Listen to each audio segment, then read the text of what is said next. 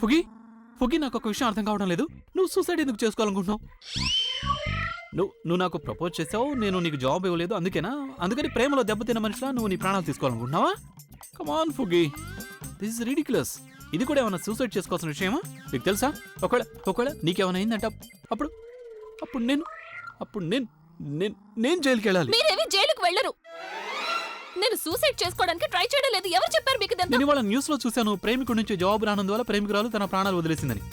నువ్వు అలా ఏం చేయట్లేదు కదా? నేను వాళ్ళలాగా బలహీనరాల్ని కాదు. నేను సూసైడ్ చేసుకోవడం లేదు. మీ మూలంగానే ఇక్కడ ఇరుక్కుపోయాను. అంటే నా మూలంగానా? అవును. నేనేమన్నా ఇక్కడ గాలిలో ఎయిర్ కాన్సర్ట్ చేస్తున్నానా? దాన్ని చూడడానికి నువ్వు ఇక్కడికి వచ్చావా? నువ్వు మళ్ళీ మొదలు పెట్టావా? ఇది గొడవ పడే టైమా? నువ్వు వెళ్ళి తను ఎందుకు కాపాడడం లేదు? నిన్ను కాపాడి నువ్వు మధ్యలో ఎందుకు మాట్లాడుతున్నావు? నువ్వు లోపలికి వెళ్ళు. మొగుడు పిల్లలు మాట్లాడుకుంటున్నారు కదా, నువ్వు లోపలికి వెళ్ళి ప్రవీణ్. నేనేదో చేస్తాను కదా, నువ్వేం టెన్షన్ పడు. మనం ఎక్కడున్నావు? మీరు నన్ను కాపాడడానికి ప్రయత్నిస్తున్నారా? మరి అక్కడ నిలబడి ఏం చేస్తున్నావు? ఇలా చెయ్యవు, నేను నిన్ను కాపాడుతాను. ఏంటి అలా చూస్తున్నావు? చెయ్యవు. కమాన్, గివ్ మీ యువర్ హ్యాండ్. నాకు చాలా భయంగా ఉంది. కళ్ళు తిరుగుతున్నాయి. నాకు ఇక్కడ బాగుంది. కళ్ళు తిరుగుతున్నాయా? మరి ఇక్కడి నుంచి అక్కడికి ఎగురుకుంటూ వెళ్ళావా ఏంటి? అప్పుడు భయమే లేదా నీకు? సరే రిలాక్స్. సరే నువ్వు ఒక పని చేయి, నువ్వు నీ కళ్ళు మూసుకో. లేదు, నువ్వు నీ కళ్ళజోడు తీసేయి. అప్పుడు నీకు ఎత్తేం తెలీదు, నీకు భయం కూడా అనిపించదు. Take off. మీరు నన్ను కాపాడాలనుకుంటున్నారా లేక నన్ను వేళకోళం చేస్తున్నారా? నేను నిన్ను కాపాడడానికి మీ హెల్ప్ నాకేమీ అవసరం లేదు. నాకు ఇక్కడే బాగుంది. నేను నా జీవితాన్ని ఇక్కడ గడిపేస్తాను.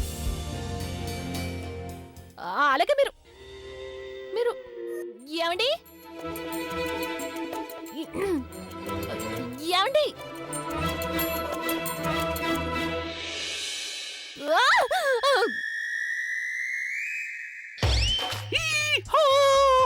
దాన్ని తిప్పుతూ ఉంటారా లేక విసురుతారా? సారీ. పట్టుకో దాన్ని. సారీ. పట్టుకో. ఏయ్, చేత్తో పట్టుకో, నోటితో పట్టుకుంటావేంటి? పట్టుకో. లాక్కో. చూస్తావేంటి? నీ వైపు లాక్కో.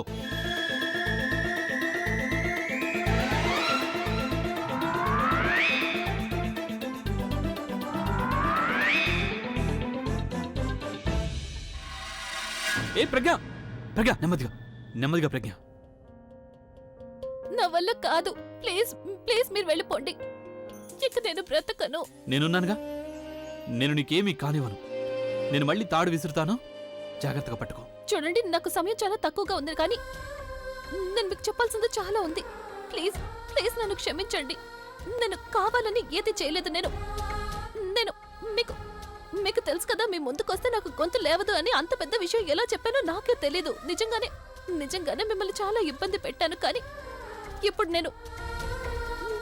నేను వెళ్ళిపోతాను కదా, ఇక మిమ్మల్ని ఎవరూ ఇబ్బంది పెట్టరు. ప్రజ్ఞ, నీకేమీ కాదు. నేనున్నాను కదా, నేను నీకేమీ కానివ్వను. నేను ఇంకోసారి తాడు విసురుతున్నాను, జాగ్రత్తగా పట్టుకో.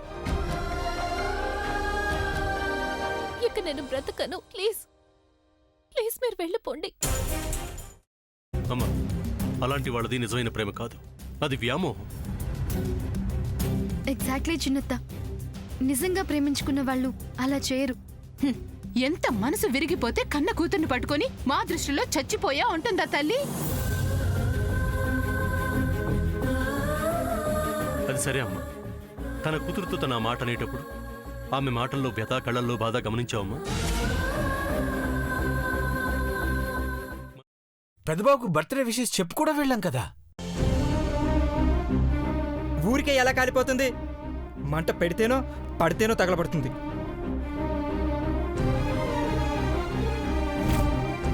కరెక్ట్ చిన్నబాబు, నీకొచ్చినట్టే నాకు డౌట్ వచ్చింది. పార్వతే షర్టును తగలబెట్టిందనుకుంటా.